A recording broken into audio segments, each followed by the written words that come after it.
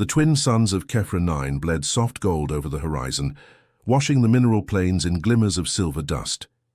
Every grain hummed faintly beneath the alien wind, a sound like breathing metal. In that endless shimmer, a group of Kefran cubs huddled close, whispering in the pulse language of their kind. Their luminescent eyes darted toward the figure moving beyond the ridge, a tall human wrapped in a worn atmospheric suit, its surface reflecting the blue glow of the alien dusk. "He walks alone," one cub murmured, voice trembling through bioluminescent flickers. "The human," said another, "the one who lives by the dried river shells. They say he talks to the wind." A smaller cub shivered. "They say he's strange, that he watches the nests." The oldest among them lowered his gaze. "They say he carries warmth no machine can measure." The human's name was Sergeant Malik Ebo, a Ghanaian-American xenobiologist once trained for war, now sent to study life in a world untouched by Earth's noise. His voice, deep and calm, carried the slow rhythm of someone who'd seen too many battlefields and still searched for something worth saving. He bent to examine the cracked soil, noting the subtle trails that led toward a nearby nesting ground. The Kefran's breeding season was ending, yet one nest still pulsed faintly beneath a web of glassy fibers. Malik adjusted his respirator and stepped closer. A low, mournful sound drifted from the nest. Not mechanical, not quite vocal. Inside, a Kefran female lay curled, her carapace dim, breathing shallow. The bioluminescence of her skin flickered weakly, signaling distress. Malik knelt beside her, voice steady. "It's okay," he said softly, even though he knew she might not understand words. "I'm here to help." He checked the vitals on his handheld scanner. The readings were erratic, the creature's body temperature dropping, her internal sacs struggling to maintain the heat needed for incubation. She was too weak to carry the eggs. Malik's pulse quickened. If she failed, her brood would never hatch. He reached for his translator, murmuring, "Computer record note, Kefran maternal subject, respiratory distress, internal thermal loss." Then, after a pause, "Human intervention may be necessary." The translator repeated his words in the alien harmonic tone.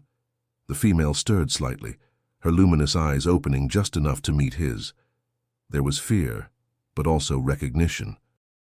Malik had seen that look before, in the eyes of soldiers on the battlefield, in the gaze of mothers holding children through chaos.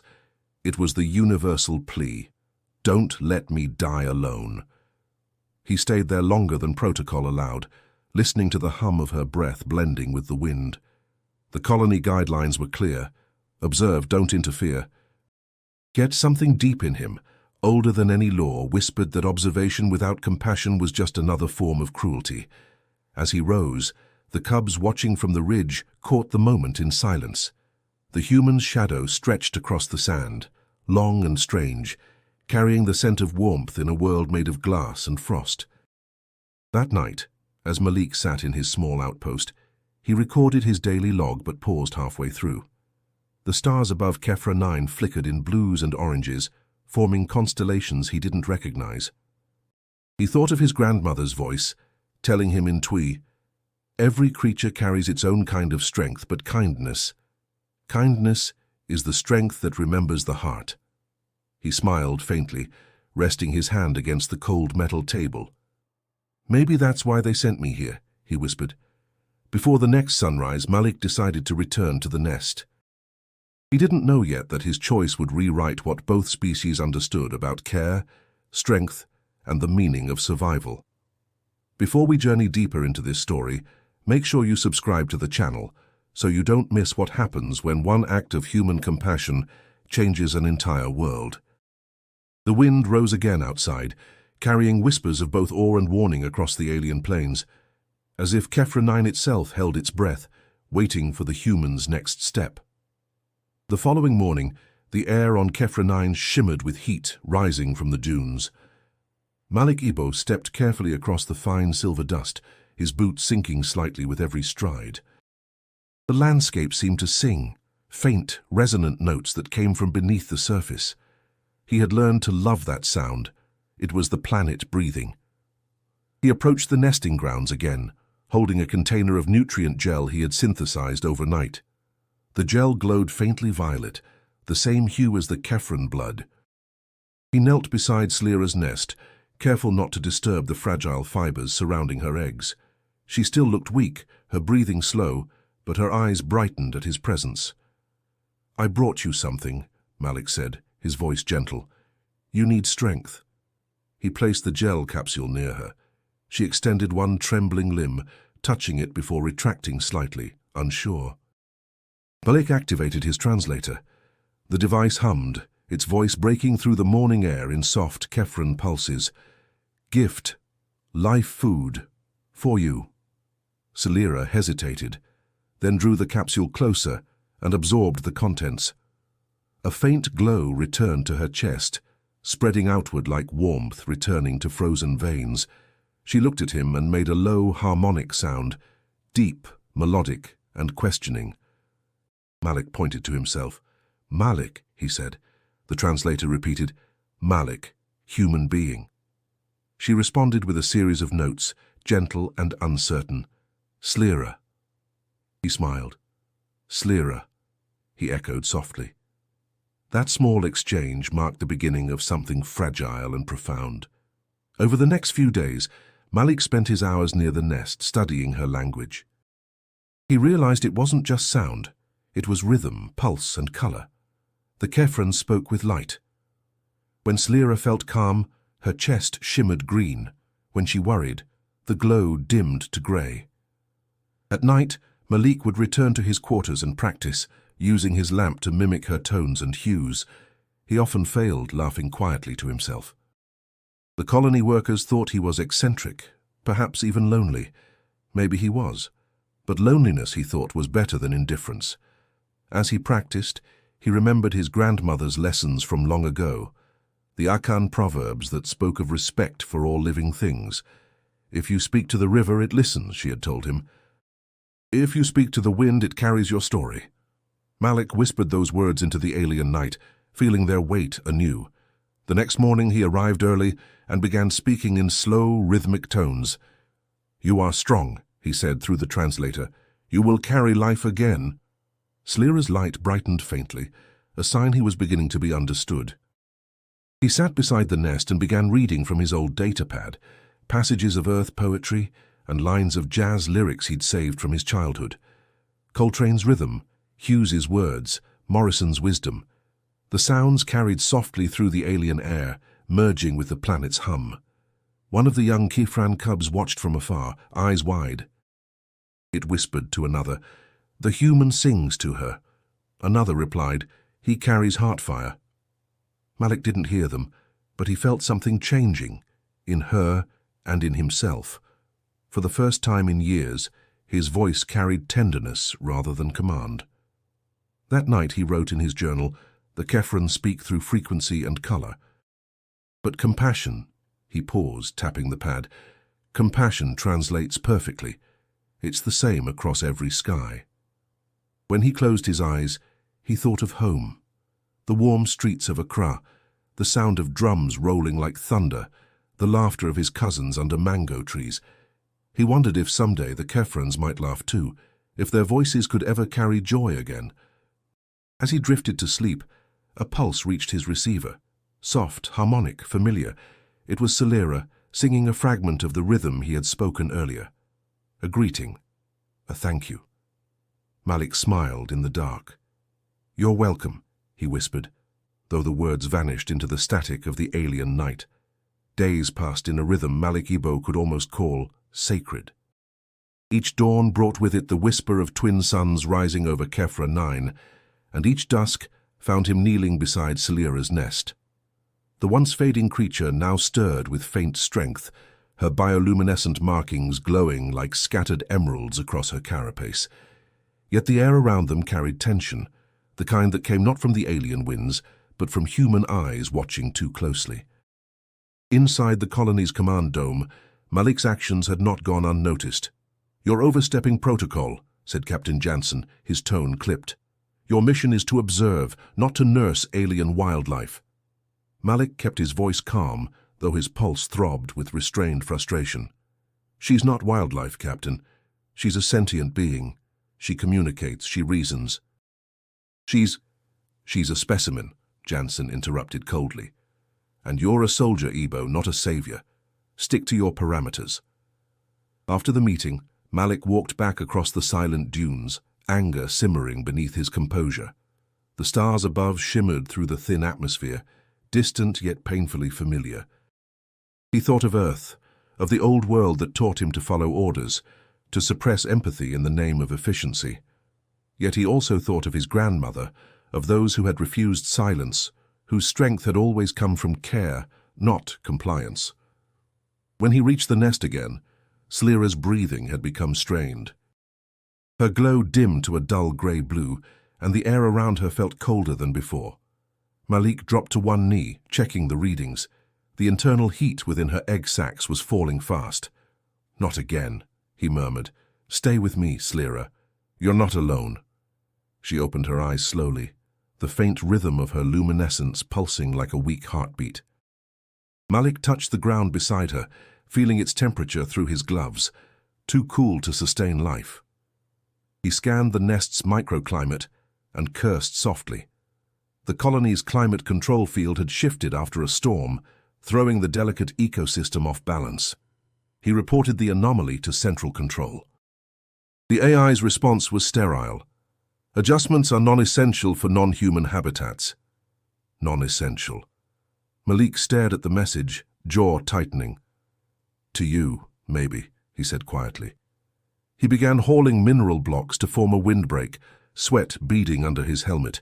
His back ached, his breath came hard, but he didn't stop. When the last stone settled into place, the air grew stiller, warmer. Slira made a faint sound, low, uncertain, but grateful. Malik knelt again, letting his gloved fingers rest against the edge of the nest.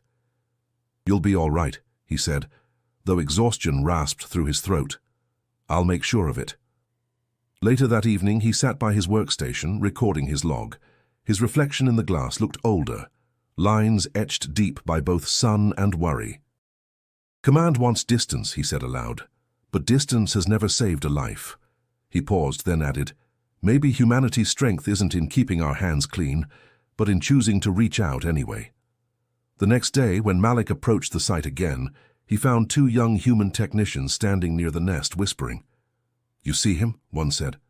"The guy's losing it." "Talking to bugs," the other snorted. "They say he thinks they understand him." Malik ignored them. Their laughter faded behind him as he focused on Slira, who stirred weakly at his approach. Her glow brightened, responding to his presence, her voice humming faintly through the translator. "Warm. You bring warmth." "I'll keep bringing it," Malik replied softly. Above them, the twin suns sank behind violet dunes, painting the horizon in gold and indigo. The human and the alien shared a silence that felt older than either species, a fragile peace built not on words, but on care. Malik didn't know how long Command would tolerate his defiance, but he also knew this. Leaving her to die wasn't something his soul would survive. The storm had passed, leaving the Kefren plains soaked in silver mist. The twin suns rose behind it, muted and swollen, casting long threads of light across the dunes. Malik Ebo trudged through the damp air toward the nesting ground, his uniform heavy with sand. He hadn't slept properly in days. Every moment away from Slira felt like a betrayal. When he reached the nest, her breathing was shallow again. The color of her carapace dimmed to the pale tone of fading embers. Malik felt his chest tighten. He scanned her vitals, heat levels dropping, muscular strain increasing. She was too weak to shift her body to relieve pressure on the egg cluster. If she stayed like this, she would crush them under her own weight. He removed his gloves slowly. "You won't make it through the day like this," he whispered. "I'm sorry, Slira, but I can't just stand here." The translator flickered. "Human. Danger. Not touch." "I know," Malik murmured, "but I'm still going to." He slid his arms beneath her torso with deliberate care. Her skin was slick, smooth, humming with faint bioelectric warmth. She shuddered, instinctively resisting, then froze as he lifted. For a moment, the weight of her entire being rested in his arms, light but immense, alive and trembling. He shifted her gently, laying her back on the softer side of the nest. Her chest glowed weakly like a lantern struggling against the wind. The translator pulsed again. "Why, you hold." Malik breathed hard, the strain burning his muscles. "Because you needed someone to." The Kefren cubs, watching from the distance, made soft clicking sounds. To them, touch between species was taboo. Physical contact carried spiritual significance. Malik didn't know that yet, but his gesture, witnessed in silence, would ripple far beyond that moment. He felt her pulse steady beneath his hands.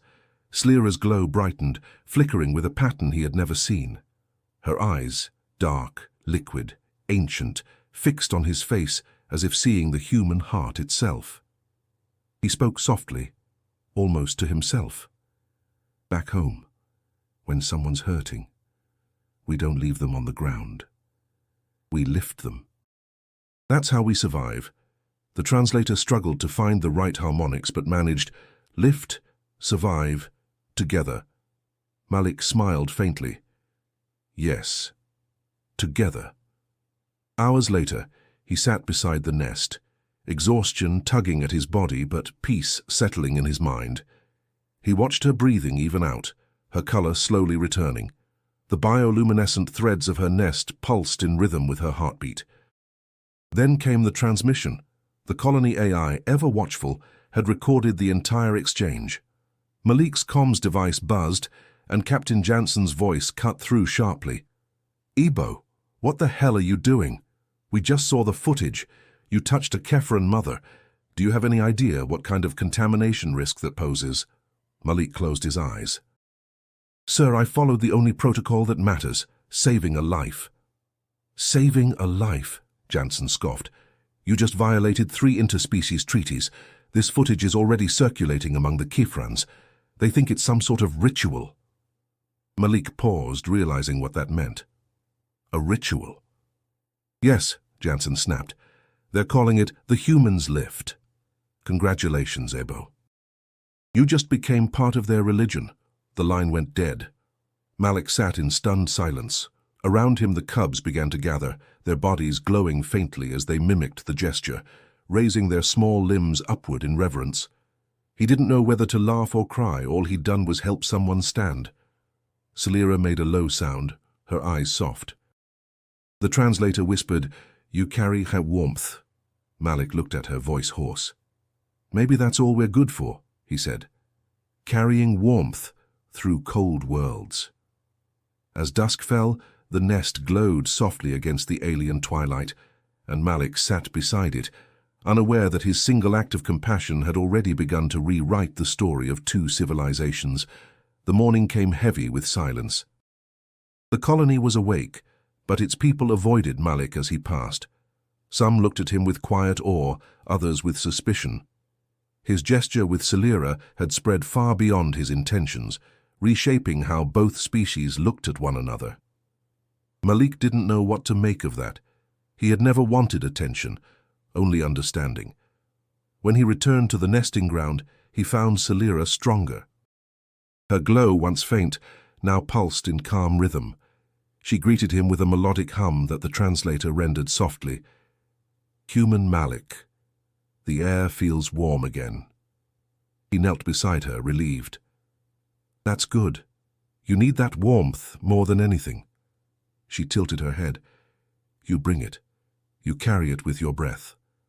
Malik smiled faintly. "Breath," he repeated.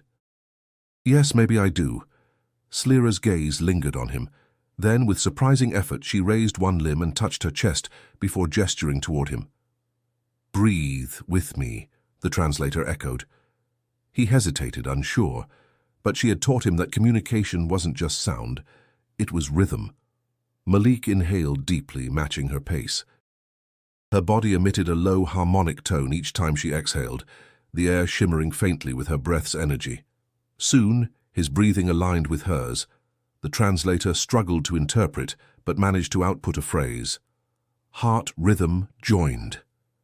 For a moment, everything else fell away.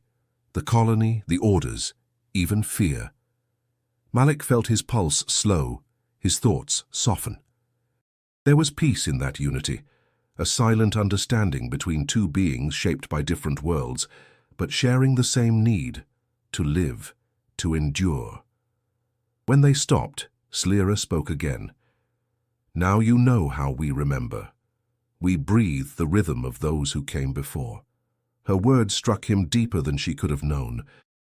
Malik closed his eyes and saw flashes of another life, his grandmother humming gospel tunes in the heat of an Alabama church, the slow, rolling breath of worshippers lifting prayers through sorrow.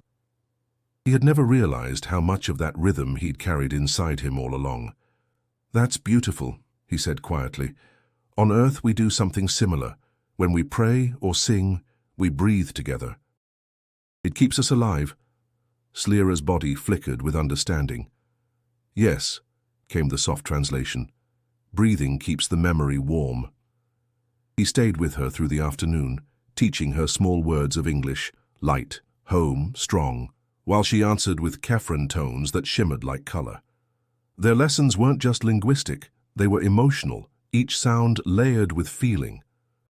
But Malik couldn't escape the growing tension in the air. The colony's AI had been monitoring his activity, and whispers spread that Captain Jansen planned to end his fieldwork entirely.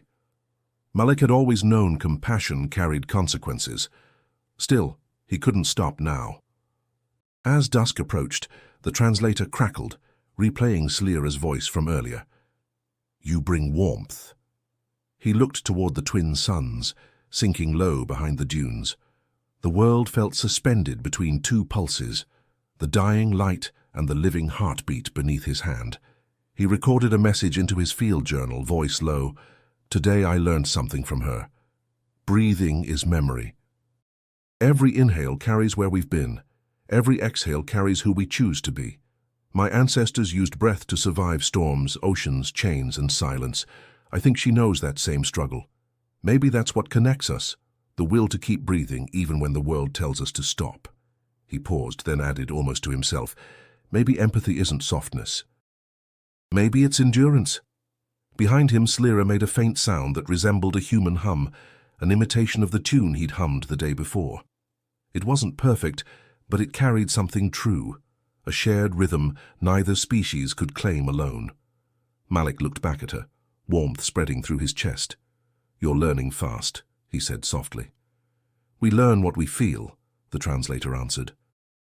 The wind shifted, carrying the scent of the dunes and the low hum of the planet's breath. Malik exhaled slowly, the lesson echoing through him. The breath of one could sustain the other. The air on Kefra 9 had grown colder. The storms that swept across the mineral plains now came without warning, slashing through the dunes like glass wind. Malik Ebo moved quickly through the haze, clutching a thermal canister close to his chest. He had spent the night modifying it, an improvised heat generator built from spare colony components. It wasn't regulation, but he no longer cared about regulations. When he reached Slira's nest, he found the edges rimmed with frost. The ground shimmered with crystalline dust, a sign the environmental stabilizers had failed again. Her glow was faint, almost gone. Malik knelt beside her, activating the canister. Warm vapor flowed outward, curling into the air like ghostly breath. Her translator emitted a weak hum. "Cold hurts the eggs." "I know," Malik said, adjusting the output. "I brought you heat." "You'll be all right." Her eyes fluttered open, reflecting the light from the canister. She studied him for a moment before releasing a low, harmonic tone. "You should not be here. The sky breaks soon." He glanced up. The horizon was already bruising to deep violet, storm energy building in the upper atmosphere. "Then I'll stay until it does," he replied. For hours, Malik monitored her vitals, adjusting the field generator to maintain stability. His fingers ached from the cold, but he didn't stop. In the distance, faint figures appeared, small Kefren cubs creeping closer, their bodies glowing dimly in the fog. They carried fragments of minerals in their slender limbs and laid them around the nest in silence. Malik looked at them, puzzled. "What are they doing?" Slira's translator flickered. "They bring warmth stones for you. You gave them breath when the wind took it." He felt something tighten in his chest. These young ones, creatures of another world, had come to help him, to help her. He watched them pile the stones in a delicate ring, forming a makeshift barrier against the wind. "Thank you," he whispered. The cubs tilted their heads, their bodies pulsing in soft green waves, the Kefran gesture of gratitude. When the work was done, Malik sat beside the nest, body trembling from exhaustion. The storm thickened overhead, thunder rolling like ancient drums. He took a slow breath, letting the rhythm of the wind sync with his own heartbeat. He thought of Earth again. He saw the streets of Accra in his mind, the dust rising from market stalls, the laughter, the music. He remembered his grandmother saying, "You can't build life with cold hands, Malik. Warmth is the work of the living." Slira shifted slightly, her glow brightening. "Your warmth makes the air sing," the translator whispered. He smiled faintly. "Guess I learned that from home." But as peace settled briefly, the communicator on his wrist beeped sharply. A message flashed across the display. Colony Directive 117. All human contact with native species to cease immediately. Violators subject to exile. Malik read the words twice, jaw tightening. He shut off the comm, the faint hum of static fading into the wind. His pulse thudded in his ears. He knew the order came from Captain Jansen himself. He looked down at Slira and the ring of young Kefrans guarding her nest. Leaving them now meant death for her, for the eggs, perhaps even for the small ones who had helped him. Slira must have sensed his turmoil. "You carry heavy thoughts," the translator said softly. "I'm just deciding what kind of man I want to be," Malik murmured. Outside, lightning cracked across the violet sky, illuminating the dunes in harsh bursts of light. The cubs huddled closer. Malik adjusted the generator again, steadying its hum. "If exile's the price," he whispered, "then exile it is." He recorded a short entry in his datapad, voice steady despite the storm. Note: compassion may cost everything, but indifference kills faster. As the winds howled across Kefra 9, Malik stayed by the nest, his silhouette framed in the glow of alien light, defiant, human, and unyielding at the edge of compassion. By the next morning, the storm had thinned into a cold drizzle that shimmered under the pale suns. Malik Ebo stood outside the colony's command dome, waiting for his hearing. His uniform was clean, but his eyes carried exhaustion. He could still feel the heat of Slira's nest against his palms, still hear the faint hum of her breath through the translator. The automated voice summoned him inside. The council chamber glowed sterile white, its air too sharp, too artificial after the softness of Kefran wind. Captain Jansen sat at the center, his posture rigid. Around him, 3 senior officers stared down at Malik like judges carved from ice. "Sergeant Ebo," Jansen began, his tone controlled but venom beneath it. "You've been charged with unauthorized biological contact, tampering with environmental systems, and direct violation of Interspecies Conduct Protocol 9. Do you have anything to say for yourself?" Malik met his gaze. "I saved a life. Of an alien specimen." "Of a mother," Malik corrected. His voice was quiet but steady. "And her unborn children." A murmur rippled through the room. One officer leaned forward. "You risked contagion, contamination, and political conflict, all for what? Sentiment." Malik's jaw clenched. "For empathy," he said. "Something this mission seems to have forgotten." Jansen's expression hardened. "You're not here to redefine ethics, Abo. You're here to collect data. Compassion doesn't build colonies." "It builds trust," Malik replied. "And without that, no colony will last." For a moment, no one spoke. The silence felt heavy, a weight pressing down on his chest. Then Jansen leaned back, voice cold as steel. "You are hereby suspended from all field operations until further notice. If you set foot beyond this dome again, you will be removed from Kefra 9. Malik nodded once. "Then I'll pack my things." He turned and walked out without waiting for dismissal. The colony air hit him like freedom and despair mixed together. He made his way through the metallic corridors to the outer gates, his steps echoing. There, leaning against a transport rover, stood Lieutenant Anaya Brooks. She crossed her arms as he approached. "Heard about the hearing," she said. You didn't hold back, huh? Malik exhaled sharply. Couldn't. Someone had to say it. She studied him for a moment, eyes softening. You're not wrong, Malik. Just reckless. They're talking exile. I know. Anaya glanced around before lowering her voice. If you're planning to go back out there, you'll need supplies. I stashed some in Rover 9. Thermal cells, oxygen canisters, protein packs. He looked at her, surprised. You're risking your post. Maybe, she said with a faint smile. But I've seen the reports. That Kefran, Slira, she's conscious, intelligent, and you're the only reason she's still alive. I'm not letting bureaucrats decide who deserves care. Malik felt a lump rise in his throat. You always were the brave one, Brooks. Don't flatter me, she said lightly. Just bring the rover back in one piece.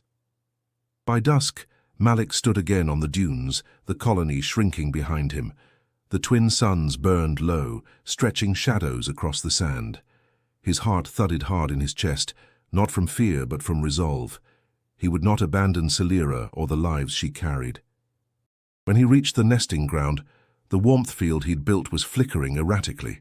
Slira's glow was faint, her voice weak through the translator. The air, it fades.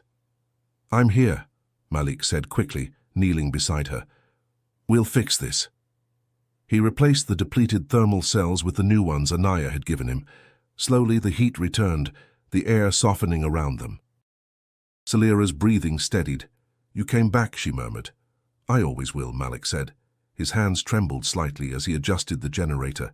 The storm clouds on the horizon began to churn again, glowing with silent lightning. He knew what was coming, punishment, exile, maybe worse, but he also knew that compassion, once chosen, was a road without return. He looked toward the darkening sky and whispered to himself, let them try to stop me. The night came heavy and electric, the air thick with the warning hum that always preceded a tremor. Malik Ibo sat beside Slira's nest, his shoulders tense, eyes flicking between the data monitor and the restless dunes. The atmosphere sensors pulsed red, magnetic instability rising fast. The ground beneath him vibrated like a drum struck by invisible hands. Slira stirred weakly, her glow flickering. The ground remembers pain, her translator whispered.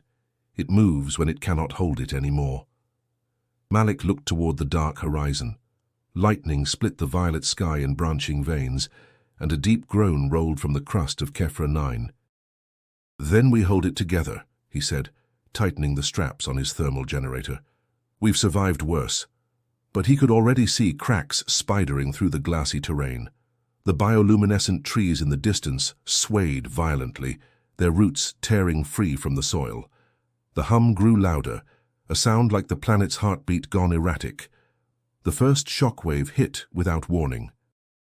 Malik was thrown hard against the nest, pain flaring through his ribs. The ground heaved again, splitting open just meters away. The ring of mineral stones he and the cubs had built shattered, scattering shards of light. The eggs rolled dangerously close to the edge. Slira's cry echoed through the translator. The children, save them! Malik crawled across the unstable ground, gripping the eggs with shaking hands and pressing them back into the nest's center. Another tremor struck, stronger this time, sending him sprawling. He coughed, the taste of metallic dust thick in his mouth. His helmet display flickered, oxygen levels dropping. Through the chaos he heard his grandmother's voice, distant but clear, rising from the depths of memory. You do not run from what you love, Malik. You stand until your knees remember why they were made.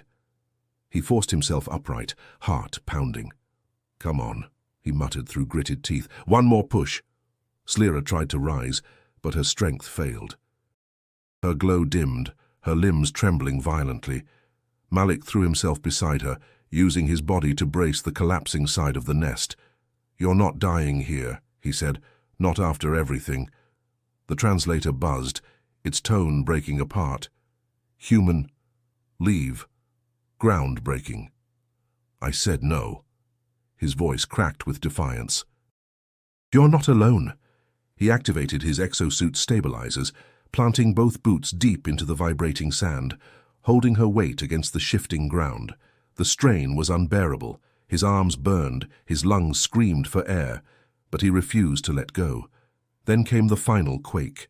The earth roared, tearing open with a sound like thunder. A wall of dust rose around them. Malik's vision blurred. All he could see was the faint light of Slira's body flickering beside him. He reached out blindly, covering her with his suit's armor plates as the nest structure gave way. Silence followed, the kind of silence that rang in the ears, stretching endlessly. Malik couldn't tell how much time had passed before he felt movement, soft, rhythmic, faintly alive. He opened his eyes to find himself half buried in debris, his respirator cracked but still functioning. The air was thin, sharp. Slira lay beside him, still breathing, though her glow had dimmed to a pale whisper of light. The eggs remained intact beneath a web of fractured fibers. Malik dragged himself forward, clearing the rubble with what little strength he had left. His suit alarms screamed warnings he ignored. He pressed one trembling hand against Slira's shoulder. "You're still here," he whispered, his voice hoarse. Her translator crackled weakly. "You carried the nest. Through the shaking." "Yeah," Malik said with a broken laugh. "Guess I did." He slumped beside her, the tremors finally fading into quiet. The sky above them shimmered faintly with the twin suns' first light, returning through the dust. The ground had stopped moving, but Malik's world hadn't. Somewhere deep beneath the exhaustion, something inside him had shifted, something irreversible. Dust still hung in the air long after the tremors had ended, floating like ash across the quiet plains. The hum that usually rippled through Kefra 9 had gone silent. It was as if the planet itself had paused to mourn. Malik Ebo pushed himself upright slowly, pain screaming through every muscle. His left arm was bruised, his ribs aching, but his focus was only on Slira. She lay motionless, her glow reduced to the faintest shimmer. The nest was half collapsed, yet the eggs beneath it pulsed weakly with dim light, alive though barely. Malik crawled toward her, his breathing ragged. "Slira," he said softly, voice cracking. "Come on. Stay with me." Her translator buzzed weakly, static filling the air before forming broken words. You shielded nest lives." He smiled faintly, despite the ache in his chest. Then it was worth it. The horizon glowed with a bruised orange as dust clouds began to drift away. The twin suns were rising, their light catching on shattered minerals that glittered like glass. Malik sat beside her, listening to the faint hum of her breath. He reached for the translator and adjusted the frequency until it synced with her pulse. "You're still fighting," he murmured. "That's good. You've got more strength than anyone I've ever met." Her glow flickered slightly, pulsing once. "No, you... strong. Human heart does not stop." Malik laughed quietly. "You'd be surprised how often it wants to." He sat in silence for a while, staring at the cracked horizon. The dust storm had flattened the nearby dunes, leaving the land raw and open. The only sound was the faint whistle of air escaping fissures beneath the ground. It reminded him of the lullabies his grandmother used to hum back home, slow, mournful, yet filled with hope. He began to hum one now, softly, a tune from his childhood, the kind sung in small churches with peeling paint and voices, that shook the air with faith. His voice wavered, low and warm, threading through the silence. Slira stirred faintly. The translator caught fragments of her pulse song, merging with his melody in imperfect harmony. It was fragile, trembling, but real, a bridge of sound between two beings who barely shared words. Malik kept singing, his throat raw but steady. "You're gonna make it," he whispered. "You hear me? You're gonna see them hatch." Her translator flickered again. "Too weak to carry the eggs," it said, voice distant. "Body breaking." Malik froze. The words hit him harder than the quake had. "No," he said firmly. "No, you're not giving up. You've come too far." Her glow dimmed further, her breathing shallow. "Eggs need warmth. Nest broken. No time." Malik's hands trembled as he reached for her. "Then I'll carry them," he said. His voice was soft, but his tone left no space for argument. Her eyes opened slightly, meeting his. For a moment, the alien darkness of them reflected the sky's faint gold. "You cannot. You are not Kefran." He shook his head. "Doesn't matter. Warmth is warmth." Her translator stuttered, then fell silent. Malik leaned forward, pressing his forehead gently to the shell of her carapace. He could feel the fading pulse beneath it, faint and uneven. "I'll keep them safe," he whispered. "All of them. That's a promise." For a long moment, there was only the faint hum of wind and the rhythm of his breathing. Then, through the static of the translator, came a final whisper. "Human. Heart. Warm. Like dawn." Malik closed his eyes, the ache in his chest blooming into something deeper than pain. He sat there, hand resting lightly over her shoulder, feeling the warmth ebb and return in fragile waves. The suns climbed higher, spilling gold over the broken plain. He looked at the nest, then at the faint shimmer of the eggs. "I'll carry them," he said again, as if repeating the words would make them real. "I'll carry all of this." The world remained silent, but somehow, in that silence, the vow took root. The light from Kefra 9's twin suns broke through the thinning haze, bathing the fractured dunes in soft gold. Malik Abo sat beside the nest, exhaustion painting every inch of him. His uniform was torn, dust clinging to his skin. He had not slept, had not eaten, but none of that mattered. The eggs shimmered faintly in the pale light, pulsing with weak life. Beside them, Salira lay still, her glow reduced to a faint halo. Malik brushed his hand against the nest's surface, feeling its fading warmth. "You fought this long," he murmured, his voice a low tremor. "Now it's my turn." The translator buzzed faintly but produced no words. He leaned closer to Salira. "You said they need heat to live," he whispered. "Then they'll have mine." He looked at his exosuit, battered and scorched. The heat matrix embedded in its lining still worked, barely. It was designed to regulate human body temperature in extreme environments, not to sustain alien eggs. Still, Malik began reconfiguring it, rerouting power from the oxygen regulators to the chest coils. Sparks flared as he adjusted the settings, the machine whining in protest. He exhaled, muttering to himself, "You've done worse, old man."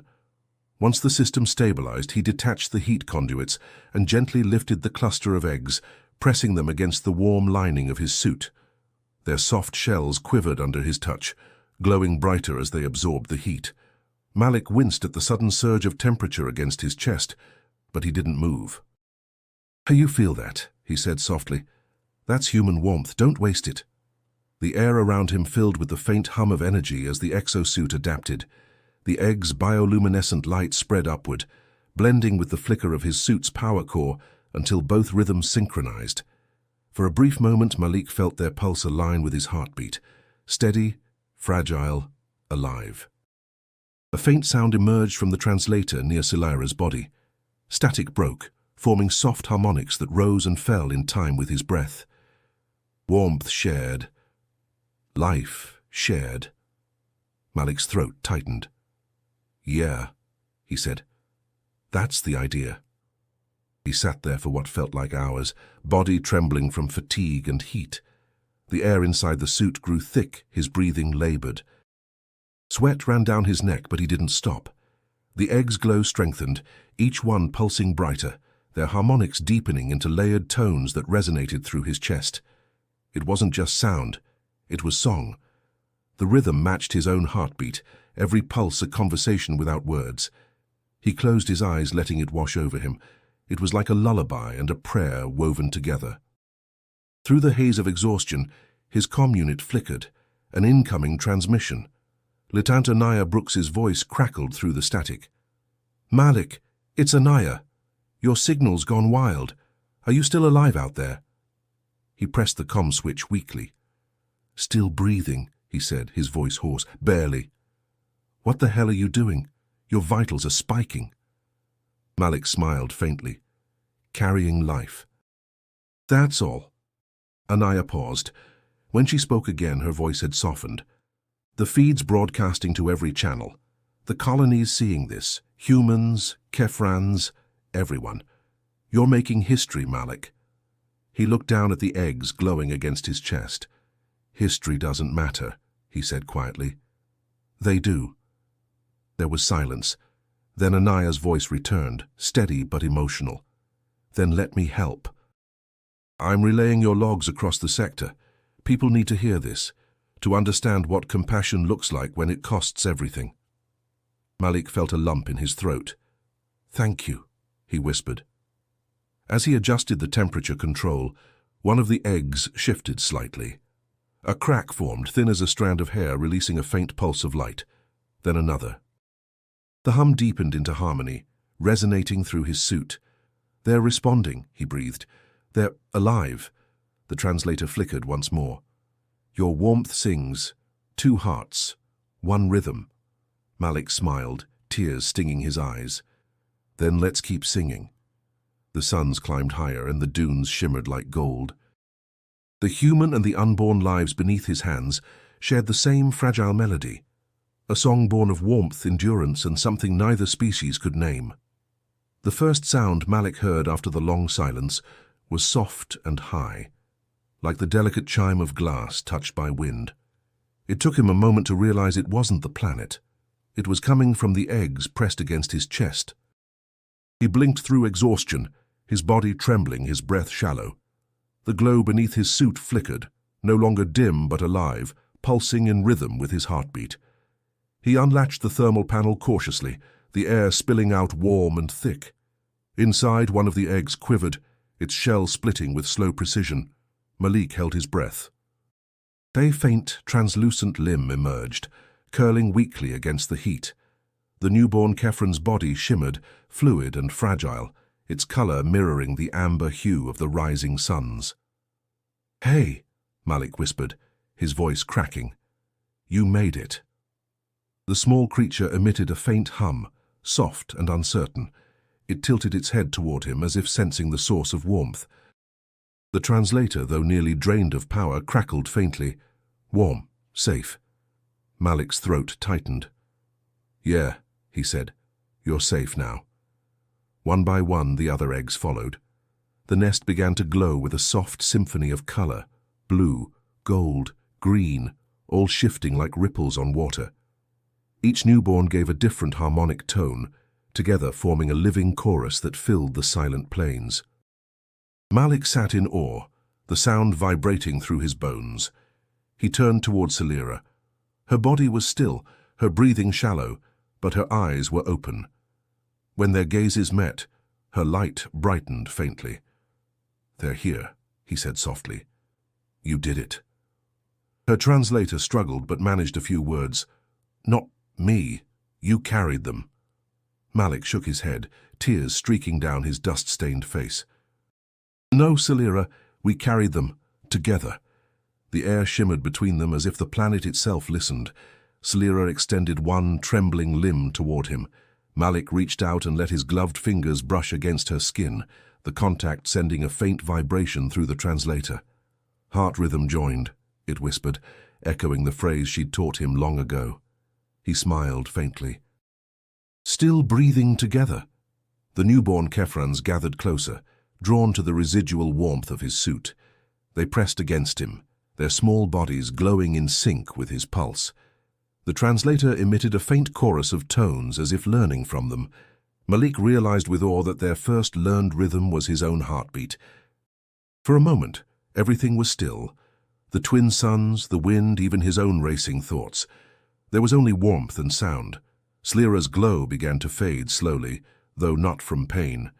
Her breathing softened, peaceful. Malik leaned close, his voice a whisper. Rest, Slira. You did more than anyone could. Her translator responded one last time, fragile but clear. Human heart carries light. Her glow dimmed until only the faint reflection of the newborn's light remained on her shell. Malik closed his eyes, letting the silence settle around them. It wasn't emptiness, it was peace. When he opened them again, the newborns were moving in slow circles around the nest, their bodies humming softly in tones that resonated with the rhythm he had carried. It was a sound unlike anything he had ever heard, half lullaby, half pulse of the world itself. He recorded a message into his datapad, his voice low and steady. Celera's young have hatched. Their harmonics align with my own biological rhythm. It's beautiful. I don't know if this will reach the colony or Earth, but if it does, remember this moment. Two species met not through conquest, but through care. He looked toward the horizon, where the first waves of heat shimmered above the dunes. Maybe this is what understanding feels like, not spoken, but shared. A language of warmth. As the young clustered closer, Malik placed one hand on the nest and the other over his heart. The song continued, soft, fragile, yet infinite, echoing between them. When Malik woke, the air around him shimmered with soft color. The light wasn't from the suns, but from the tiny beings clustered nearby, their bioluminescent bodies glowing in rhythmic harmony. For a long moment he couldn't move. Every muscle in his body felt carved from stone. Then he felt it, the warmth on his chest where the eggs had rested, now replaced by the pulsing presence of life. The newborn Kephrans surrounded him in quiet curiosity, their small limbs brushing gently against his suit. Their hums rose and fell like a chorus, soothing and unfamiliar, yet it reached something deep in him. Malik blinked against tears. "Hey there," he whispered. "You made it." A soft tone echoed through the translator. "Heart-bearer," it said. He froze. "What?" "Heart-bearer," the voice repeated, this time layered with several tiny harmonics, each infant echoing the word in its own frequency. Malik exhaled shakily. "Guess that's me, then." He sat up slowly, surveying the damage around the nesting ground. The quake had flattened the nearby dunes, leaving a scarred plain scattered with fragments of crystal and debris.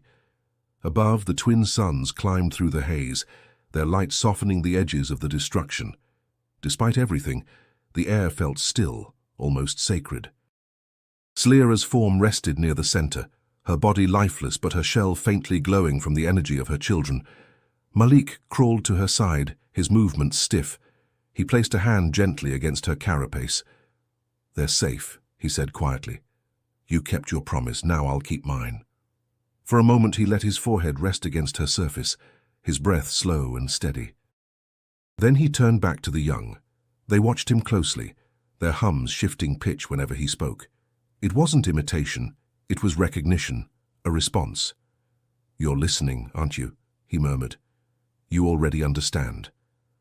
From behind him, a voice broke through the air, familiar, urgent. "Malik!" He turned sharply. Lieutenant Anaya Brooks emerged from the shimmering horizon, her exosuit coated in dust. Relief flooded him. "Anaya, you found me." "I followed your signal," she said, scanning the nest. Her visor flickered as she took in the readings. "You're lucky to be alive. Every system in your suit is fried." He smiled faintly. "Worth it." Anaya's gaze shifted to the newborns. Her voice softened. "They're beautiful." "They're hers," Malik said. "And a little bit mine, I guess." She crouched beside him, shaking her head in disbelief. "You realize the whole colony saw your transmission, right? The footage is everywhere. Human and Kephran networks alike. They're calling it the resonance miracle." Malik gave a weary laugh. "I didn't mean to start a miracle. I just didn't want to lose another life." Anaya's expression turned serious. "You didn't just save them, Malik. You changed everything. The Kephrans sent emissaries to the colony. They call you the human who carried life." He blinked, the words sinking in. "That's not who I am." She smiled. "Maybe not who you were, but maybe it's who you've become." The hum of the newborns grew louder, filling the air with a melody that seemed to echo the warmth of their mother's final breath. Anaya stood in quiet awe, her visor reflecting their glow. "They're singing," she said softly. Malik nodded. "It's their way of remembering." He glanced upward, his eyes catching the light of both suns.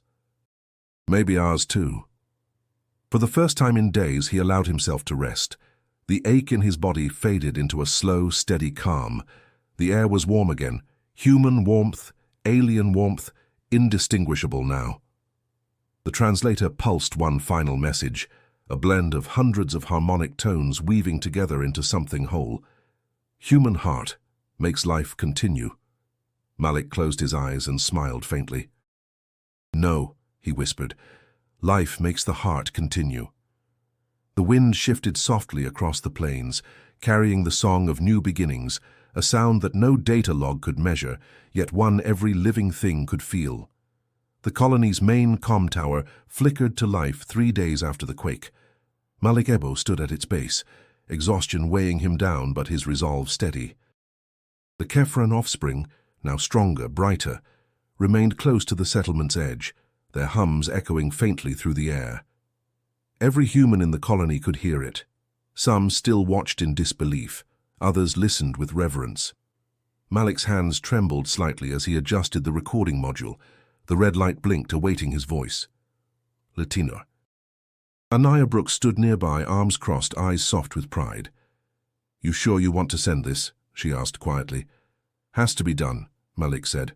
"Earth needs to know what really happened here, not the filtered report Jansen's trying to send." She gave a small nod. "Then say it your way." He took a slow breath. The weight of his journey pressed against his chest. The trembling planet, Salira's final breath, the warmth of the newborns. Every second felt carved into him. He began to speak. "This is Sergeant Malik Ebo, Kefra 9 Expedition. Message to the Earth Command Council, and to anyone who still believes strength means domination." His voice was calm, but carried the low rhythm of conviction. "We came here to study life. What we found instead was ourselves." He paused, glancing at the horizon, where the Kefran young shimmered beneath the light of twin suns. "You've read the reports, you've seen the data, but none of that captures what truly matters. Life on this planet doesn't survive through control. It survives through connection." When I held their eggs against my chest, it wasn't biology that kept them alive. It was trust, empathy, the same force that's carried humanity through every trial since we first looked up at the stars. He shifted slightly, his voice growing steadier. "I was raised by a grandmother who taught me that our ancestors didn't endure because they were the strongest, but because they refused to stop caring. Compassion was their rebellion, their weapon, their legacy. And now, across galaxies, it's still the only thing that defines us." Anaya watched silently, her eyes glistening. Malik continued, his voice lower now. "I broke protocol, yes. I disobeyed orders, but I also witnessed a mother from another world teach me what it means to breathe together, to remember through breath, to honor through warmth. Slira's people have already begun to sing our rhythms. They've taken the sound of a human heartbeat and turned it into part of their language. Tell me that isn't worth everything." He reached forward and placed his hand on the console, grounding himself. "So here's my report. The human heart is not weak. It's not naive. It's the universe's most resilient force. And if Earth ever forgets that, we'll lose far more than any war could take." He stopped for a moment, letting the silence hold. The only sound was the faint hum from the distance, the Kefran young weaving their song through the air. Malik looked toward Anaya, and she nodded, wordless. "Send it," he said. She pressed the key. The transmission light blinked blue, then green, signaling that the message was traveling across the void toward Earth. Malik exhaled deeply, the tension finally releasing from his body. "Do you think they'll listen?" he asked quietly. Anaya smiled faintly. "They might not at first, but once they hear the song, they'll feel it. No one forgets a heartbeat like that." Malik looked out at the plains again, the Kefran young still humming in gentle unison, their tones layered and merged, forming the same rhythm that had once pulsed beneath his ribs. He placed a hand over his chest and murmured, "Then let it reach them." Above, the twin suns burned brighter, their light scattering across the mineral plains like threads of gold. The hum rose higher, clearer, as if carried by the wind itself, his message no longer just a recording, but a living echo of everything he had learned. Years passed. Though on Kefra 9, time flowed differently. The twin suns rose and fell in long, languid cycles, stretching days into what felt like seasons. The colony that had once been rigid and cautious now thrived with a rhythm that pulsed like a living heart. Malik Ebo stood at the edge of the training field, watching the new cadets arrive. Young, eager, their faces lit by curiosity rather than fear. He had traded his military rank for a new title, Instructor of Empathic Xenobiology. It was a mouthful, but it fit him better than Sergeant ever had. The academy behind him shimmered with both human architecture and Kefran design, metal blended with organic light, structure breathing alongside nature. It was the first joint settlement between species, a testament to everything they had learned through loss and compassion. A group of Kefran adolescents hummed softly nearby, their tones blending with the low murmur of human voices. Malik smiled. Every morning began the same way now, with the shared ritual of breathing in unison. A reminder of the day, a single act of care, had rewritten the future. "Professor Ebo," called one of the cadets, a tall woman with dark skin and tight braids woven with silver threads. Her voice carried a playful strength. "Is it true you really carried the eggs yourself? Like, physically?" Malik chuckled. "That's the part people never stop asking about." "So, did you?" He paused, letting the question hang before answering. "Let's just say I carried more than the eggs. I carried a promise, to protect what we didn't yet understand." The cadets exchanged looks of awe and curiosity. One of the Kefran students tilted his luminous head and asked through his translator, "Is that why we call you Heartbearer?" Malik smiled warmly. "That name belongs to all of us now." He guided them toward the observation dome, where the Kefran plains stretched endlessly. In the distance, colonies of both species worked side by side, humans harvesting mineral energy, Kefrans tending to living structures that thrived on song and vibration. It was a fragile but functional harmony. As they entered the dome, the hum of the environment shifted. A chorus of young Kefran voices filled the air, greeting them. Among the group, Malik spotted one of the first generation born from Salira's brood. Its carapace shimmered with deep amber light. The translator at its side spoke softly. "Heartbearer returns to the rhythm." Malik bowed his head slightly. "And the rhythm continues," he replied. The cadets watched the exchange in quiet awe. It wasn't just communication. It was culture, memory, and emotion all intertwined. Malik turned to them, his voice calm but weighted with meaning. "Empathy is more than feeling. It's understanding the cost of someone else's breath. Remember that." He dismissed the class soon after, but lingered by the dome's edge. The light from the setting suns cast long shadows across the plain, and he could see the shimmer of the nesting site far in the distance. It was marked now by a simple monument, a stone carved with both human letters and Kefran symbols. It read, "Where warmth became language." Anaya Brooks approached quietly, her gait steady. She had aged too, though her smile was unchanged. "You never miss a sunset, do you?" Malik grinned faintly. "Old habits, it's how I talk to her." "Salira?" He nodded. "Her children still visit sometimes. They hum at the edge of the settlement, makes the air feel alive." Anaya looked out at the plains. "You think Earth will ever understand what happened here?" Malik was silent for a long time before replying. "Maybe not fully. But maybe that's okay. Some things aren't meant to be explained, just remembered." The wind shifted, carrying the faintest sound of a distant hum. Malik's expression softened. "That's her rhythm," he said quietly. Anaya smiled. "Then she never really left." Malik looked toward the horizon where gold met violet. "None of them did," he said. "Warmth doesn't fade. It changes shape." The suns dipped lower and their light turned the plains into liquid fire. Malik stood there, hands folded behind his back, the weight of his legacy not heavy, but alive. The air shimmered with warmth as the twin suns climbed above Kefra 9's horizon, their light spilling over the colony's towers and the endless stretch of mineral plains. Malik Ebo walked slowly through the sand, his boots leaving deep impressions that filled almost instantly with glowing dust. He carried no data pad, no uniform insignia, only a weathered staff carved with both human symbols and Kefran runes. Around him, a group of Kefran adolescents followed in calm procession. Their bodies glowed faintly, their harmonic tones blending with the sound of the wind. Among them walked several human children, laughing, their dark skin reflecting the sun's gentle radiance. They moved together like a living choir, two species breathing in rhythm, unafraid of the silence between their heartbeats. At the edge of the plain, Malik stopped. The nesting site lay ahead, long since turned into a place of remembrance.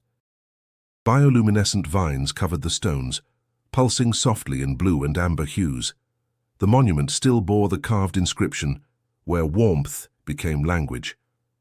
Malik placed a hand over the words, tracing the grooves with slow reverence. One of the Kefran youth stepped closer. "Heartbearer," the translator sang, "why do you return here each season?" Malik smiled gently. "To remember who taught me how to listen," he said. The young one tilted its head, curious. "You mean Slira?" "Yes," Malik whispered, "her, and what she gave us all." He turned toward the children. "Every world has a beginning," he said softly. "And sometimes that beginning isn't made of stone or history books, it's made of one act of care. That's what built this place." A human boy, no older than 12, looked up at him. "Is it true she spoke through light?" Malik chuckled. "Through light, through breath, through silence. She spoke however she needed to be heard. We just had to learn to answer." The group fell quiet, watching as he knelt before the old nest. He placed his hand flat against the warm surface, eyes closing. In the stillness, he could feel the faint vibration beneath the soil, the hum of the planet's heartbeat, unchanged since the day he'd first arrived. For a fleeting moment, he thought he heard Salira's voice again, soft and familiar. "Breathe together." He inhaled deeply, letting the alien air fill his lungs. The scent of minerals and faint ozone reminded him of home, not Earth, but this place, this shared sky. When he opened his eyes, the children had begun humming, echoing the low harmonic tone he had once taught the first Kefran brood. The sound grew, layered with laughter and the gentle rhythm of shifting sand. Malik smiled. "That's it," he said. "The rhythm doesn't belong to me anymore. It belongs to all of you." One of the human girls, her hair tied with thin silver cords, asked softly, "Does it ever fade?" "Never," Malik said. "Warmth doesn't die. It changes hands.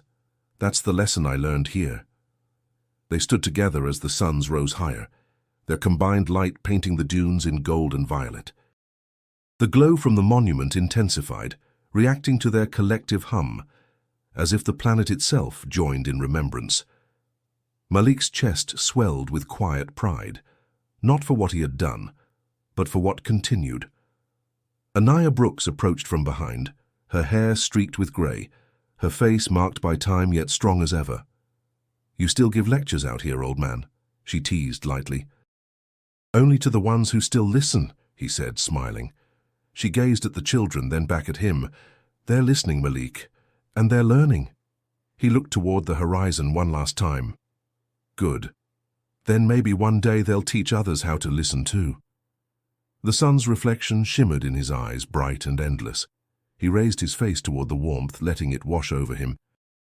"Strength," he said quietly, "isn't found in how long we stand alone, but in how deeply we reach toward others."